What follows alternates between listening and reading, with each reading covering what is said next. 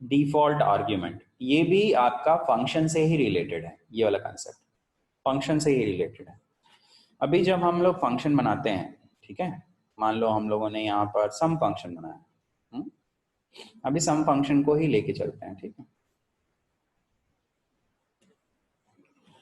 मान लो हम लोगों ने एक फंक्शन बनाया जो कि है सम फंक्शन।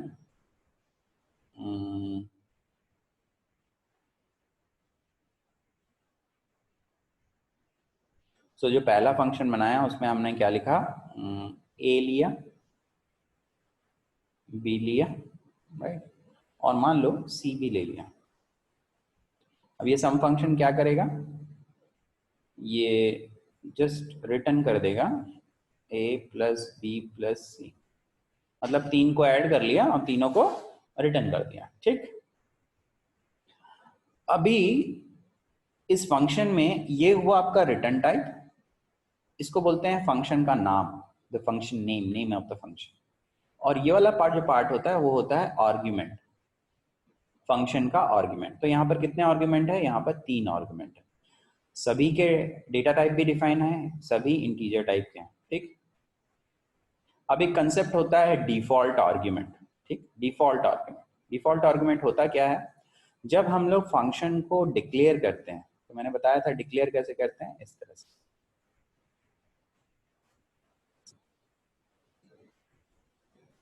जब हम फंक्शन को डिक्लेयर करते हैं, ये हो गया सेमीकोलन, तो ये हो गया डिक्लेरेशन ऑफ द फंक्शन। ये कंपाइलर को बताते हैं कि भाई हमारे पास एक फंक्शन होगा जिस फंक्शन का रिटर्न टाइप इंटीजर होगा और उसके अंदर 3 आर्ग्यूमेंट होंगे, वो भी इंटीजर टाइप के होंगे।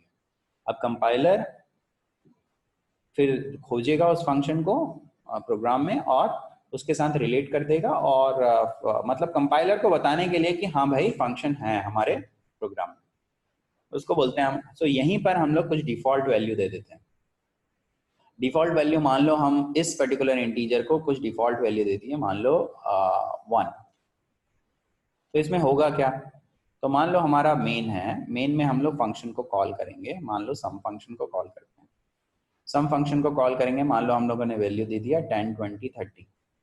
अब जब हम वैल्यू दिए तो क्या हुआ कि 10 गया ए में, 20 गया बी में और 30 गया सी में। तो हमारा आउटपुट क्या निकाल के दे रहा है, ये 16, ठीक है।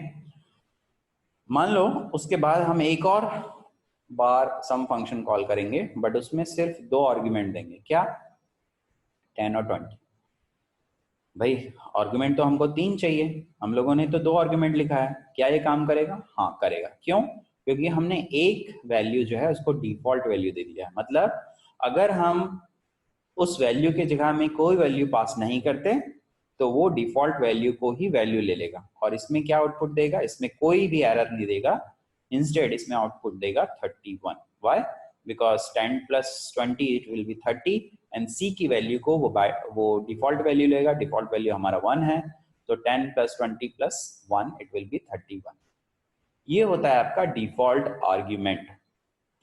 कुछ डिफॉल्ट आर्ग्यूमेंट हम दे देते हैं जिससे कि हम जब फंक्शन को कॉल करेंगे तो अगर वो पैरामीटर हम लोग पास नहीं करते फिर भी हमारे लिए कोई एरर नहीं आएगा, as well as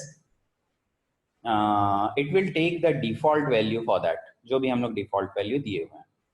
default argument बनाने का भी एक तरीका होता है, हम लोग सीधा सीधा जब हम लोग फंक्शन को डिक्लेयर करते हैं उसी समय हम लोग डिफॉल्ट वैल्यू देते हैं, पहली बात, मतलब प्रोटोटाइप में ही हम लोग डिफॉल्ट वैल्यू देते हैं। दूसरी बात, जब हम लोग डिफॉल्ट वैल्यू देते हैं तो राइट साइड से चालू करते हैं डिफॉल्ट वैल्यू देना, मतलब यहां से चालू करेंगे, हम लोग यहां पर नहीं दे सकते। यहां पर अगर ऐसा कर देंगे तो कंपाइलर एरर देगा, बोलेगा कि इन दोनों का क्या। अगर हम लोग यहाँ डिफॉल्ट वैल्यू देते हैं तो यहाँ भी डिफॉल्ट वैल्यू देना ही पड़ेगा, कुछ ना कुछ default value, otherwise compiler will give the error. But अगर आपको एक ही पैरामीटर डिफॉल्ट वैल्यू देना है तो आप उस लास्ट से ही चालू करेंगे, मतलब कि आप कहां से चालू करेंगे डिफॉल्ट वैल्यू देना, यहां से। फिर उसके बाद मान लो अगर दूसरा डिफॉल्ट वैल्यू भी देना है तो फिर इसको दो, फिर मान लो एक और डिफॉल्ट वैल्यू देना है फिर इसको दो, और आपका डिफॉल्ट और आपका है तो इसी तरह से चालू होगा, मतलब लेफ्ट टू राइट आप डिफॉल्ट वैल्यू दोगे। सो आई थिंक कंसेप्ट समझ में आ गया आप लोग को डिफॉल्ट आर्ग्यूमेंट का। डिफॉल्ट आर्ग्यूमेंट का सिर्फ यही कंसेप्ट है कि अगर हम लोग आर्ग्यूमेंट में वैल्यू पास नहीं करते हैं जब हम लोग फंक्शन को कॉल करते हैं उस समय, तो वो डिफॉल्ट वैल्यू ले लेता है, अदरवाइज जो आप वैल्यू दोगे वही वैल्यू लेगा। So that value which we have set as the default value will be override by the value which will provide at the time of calling of the function. Otherwise it will take the default value and it will not give you any error. Otherwise अगर हम लोग default value अगर नहीं रखते यहाँ पर, मान लो कोई default value नहीं रखते, इस केस में क्या होता? इस केस में आपका पहला कॉलिंग तो ठीक है, इसमें तो कोई एरर नहीं आएगा, बट यहाँ पर ये एरर थ्रो करेगा। An error was, what is the error? The error is that this particular parameter is not enough. The error is the parameter is not enough. Why it is not enough? Because you have put only 2 parameter instead of 3 parameter. So that error will come. जैसे ही हम लोग इसको default कुछ value दे देते हैं तो ये error नहीं देगा. There will be no error and the output will be okay for that. ठीक? अभी इसी को थोड़ा सा थियोरी देख लेते हैं, उसके बाद हम एक प्रोग्राम देख लेंगे। इसका थियोरी पढ़ लेते हैं। So a default argument is a value provided to a function declaration. Declaration में, ठीक है, डिक्लेरेशन में जब हम लोग डिक्लेयर करेंगे फंक्शन तभी हम लोग डिफॉल्ट वैल्यू देंगे। तो डिक्लेरेशन तो पता है प्रोग्राम का 3 पार्ट है, पहला है डिक्लेरेशन, दूसरा है डेफिनेशन और तीसरा है कॉलिंग ऑफ द फंक्शन।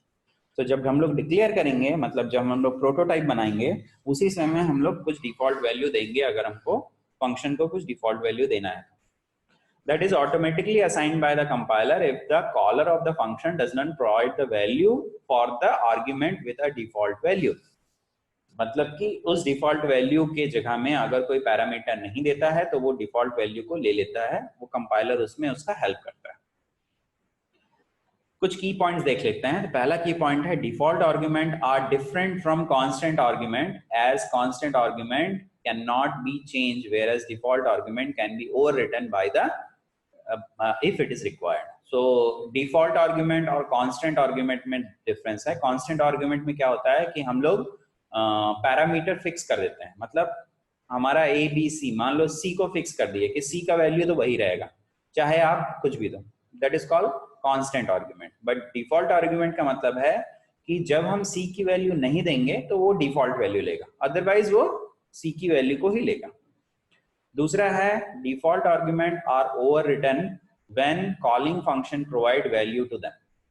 जब हम लोग डिफॉल्ट आर्गुमेंट, मान लो ए बी सी है, सी को हमने कुछ डिफॉल्ट वैल्यू दिया 1, वो ओवरराइट हो जाएगा अगर हम फंक्शन को कॉल करते हैं।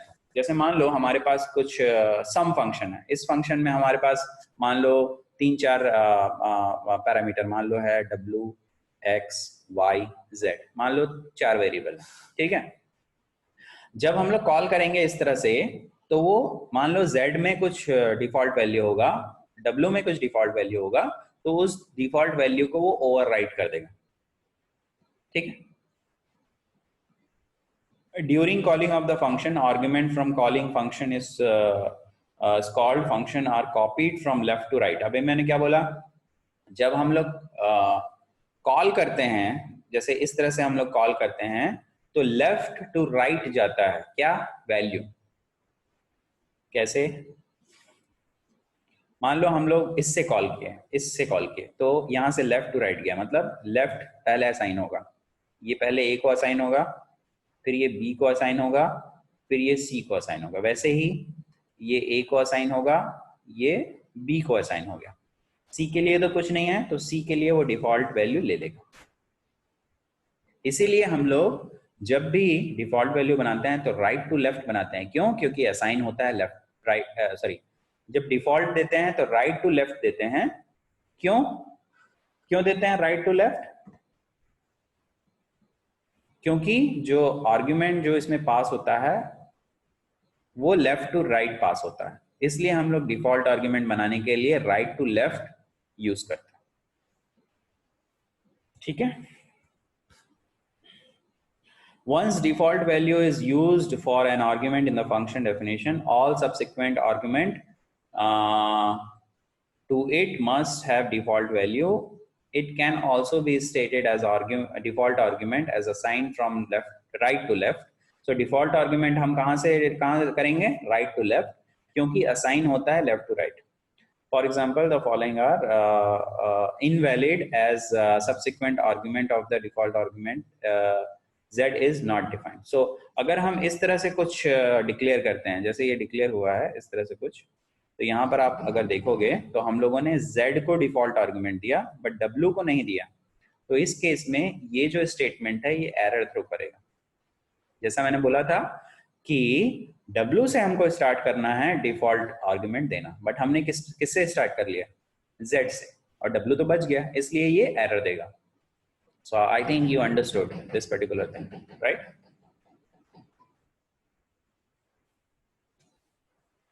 Okay, let's go to the program and try to understand the default argument.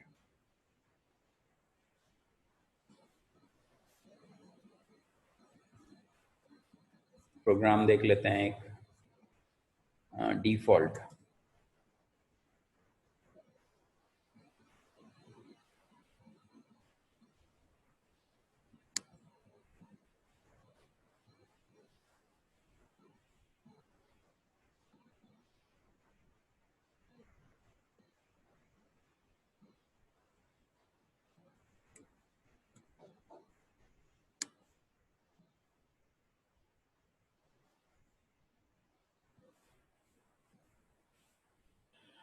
ये मान लो आपका एक सिंपल प्रोग्राम, इसमें हम लोगों ने एक फंक्शन बनाया डिस्प्ले फंक्शन।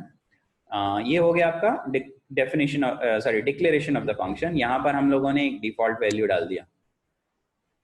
उसके बाद डिस्प्ले फंक्शन को डिफाइन किया, उसमें दो आर्ग्यूमेंट है ए और बी। बी के लिए डिफॉल्ट वैल्यू 1 है, उसमें जस्ट सी आउट कर रहे हैं वैल्यू ए की वैल्यू को और बी की वैल्यू को जस्ट सी आउट कर रहे हैं, मतलब कि हम जस्ट आउटपुट दे रहे हैं ए और बी की वैल्यू। अब हम मेन पे आ जाते हैं। मेन पे हम दो वैल्यू ले लिए एक्स और वाई। एक्स और वाई को एंटर करवाए यूजर से, उसके बाद हम लोग डिस्प्ले को कॉल किए। पहले डिस्प्ले को कॉल किए एक्स और वाई दोनों डाल के, और दूसरे डिस्प्ले को कॉल किए केवल एक्स डाल के। ठीक, तो आप देखो क्या हो रहा है। जब हम लोग इसको रन करेंगे तो एक्स और वाई दो स्पेस बन जाएंगे। इस दो स्पेस में हम यूजर से वैल्यू लेंगे, उसके बाद डिस्प्ले कॉल करेंगे। जब हम लोग डिस्प्ले कॉल करेंगे तो मान लो हम लोगों ने 10 और 20 लिया, सो 10 गया एक्स पे और 20 गया वाई पे। सो 10 की वैल्यू किसको असाइन हो गई? ए को, और 20 वैल्यू किसको असाइन हो गई? बी को। तो आउटपुट हमारा आया 10 और 20। दूसरे बार जब हम लोग जब लोग डिस्प्ले कॉल किए तो डिस्प्ले की वैल्यू क्या है? एक्स की वैल्यू क्या है? 10। 10 किसको मिल गया? ए को, और बी को कोई वैल्यू नहीं मिली, तो बी क्या करेगा? डिफॉल्ट वैल्यू लेगा ए 1। सो अभी क्या प्रिंट करेगा? अभी प्रिंट करेगा 10 और 1। ठीक, चलो इसको रन कर लेते हैं, देख भी लेते हैं कि ये कैसे काम कर रहा है।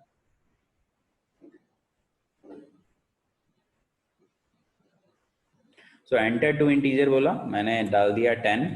10 असाइन हो गया एक्स को, 20 असाइन हो गया वाई को। तो जो पहला कॉल हुआ, पहला दोनों वैल्यू लेके कॉल हुआ एक्स और वाई, तो 10 और 20 प्रिंट किया।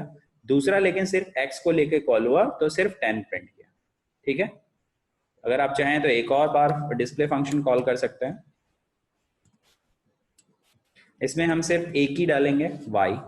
अभी क्या प्रिंट होगा? अभी हमारे पास एक बार x की वैल्यू भी प्रिंट हुई और y की वैल्यू भी प्रिंट हो जाएगी। तो हमारे को क्या प्रिंट होगा? मान लो हम लोग 10 और 20 डालते हैं एज अ इनपुट। सो पहली बार हम लोग x और y के साथ कॉल किए तो x और y की वैल्यू आ गई। दूसरी बार हम सिर्फ x डाले तो a की वैल्यू x को असाइन हुई और b की वैल्यू तो डिफॉल्ट वैल्यू हो गई। दूसरी बार हम y की वैल्यू के साथ किए तो y की वैल्यू किसको असाइन हो गई? a को, और b की वैल्यू डिफॉल्ट वैल्यू हो गई। राइट, सो आप लोगों को समझ में आ गया आई थिंक कि डिफॉल्ट आर्गुमेंट होता क्या है।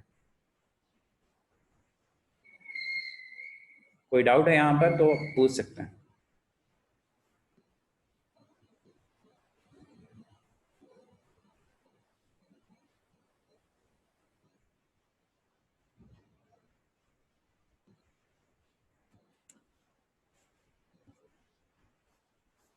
अभी आप पूछोगे कि डिफॉल्ट आर्गुमेंट सर कहाँ पर यूज होता है, तो डिफॉल्ट आर्गुमेंट मान लो हम लोगों को एक सिंपल इंटरेस्ट कैलकुलेट करना है और इंटरेस्ट की वैल्यू फिक्स है, तो कुछ पैरामीटर फिक्स रहते हैं राइट, हम लोगों को डालना नहीं पड़ता, तो उस पैरामीटर को हम डिफॉल्ट वैल्यू डाल देते हैं।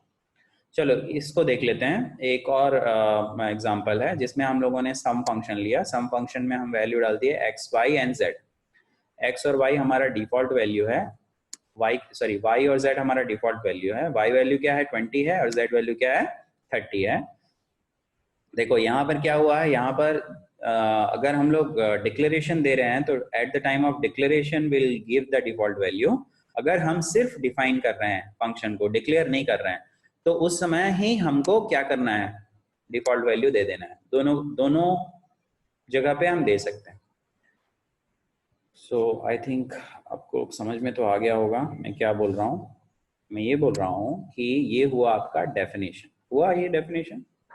अभी मैंने बोला था कि डिफॉल्ट वैल्यू हम कहाँ देंगे, डिक्लेरेशन में देंगे। डिक्लेरेशन किसको बोलते हैं, इसको बोलते हैं। ये हो गया आपका डिक्लेरेशन।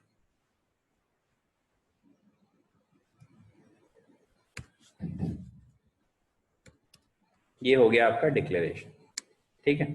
अभी इस प्रोग्राम में हमारा डिक्लेरेशन नहीं है, मतलब ये पार्ट नहीं है, तो हम क्या कर सकते हैं, डेफिनेशन के टाइम पे भी हम लोग डिफॉल्ट वैल्यू दे सकते हैं। ओके, अब ये क्या कर रहा है, ये सिर्फ ले रहा है वैल्यू एक्स वाई और जेड और उसको ऐड कर रहा है। देखो अभी क्या होगा, पहले सो हम लोग जो पहला सम लिए वो लिए एक आर्ग्यूमेंट डाल के। सो एक आर्ग्यूमेंट किसको असाइन हो जाएगा, डेफिनेटली, क्योंकि असाइनमेंट ऑफ द ऑपरेटर कहाँ से चालू होता है, left to right. So X को असाइन हो गया, तो अभी क्या होगा आउटपुट इसका 10, 20, 30, इट विल बी 60। दूसरा हमने कॉल किया दो आर्ग्यूमेंट डाल के, तो 10 किसको मिल गया, एक्स को, 40 किसको मिलेगा, वाई को, और जेड की वैल्यू डिफॉल्ट वैल्यू वो ले लेगा। तो इसमें आउटपुट क्या होगा, 10 plus 40 it will be 50, 50 plus 30 it will be 80। तो पहले हमको क्या मिल गया, यहाँ पर क्या मिला आउटपुट, यहाँ पर मिला 60 आउटपुट मिला, यहाँ पर क्या आउटपुट मिला, यहाँ पर मिला हम लोगों को 80 आउटपुट, ठीक। अब लास्ट वाले में क्या, what this will give the value x to 10, y to 40 and z to 50, right? And default argument will be overwritten by these value. So what will be the output? The output will be 100, ठीक है, वैसे output आना चाहिए। Let's see, we'll run it। देखो पहला आ गया आपका 60, दूसरा आ गया आपका 80 और तीसरा आ गया आपका 100, right. So this is your default argument। So default argument के बारे में I think you got the information, what do you mean by default argument, how it is working।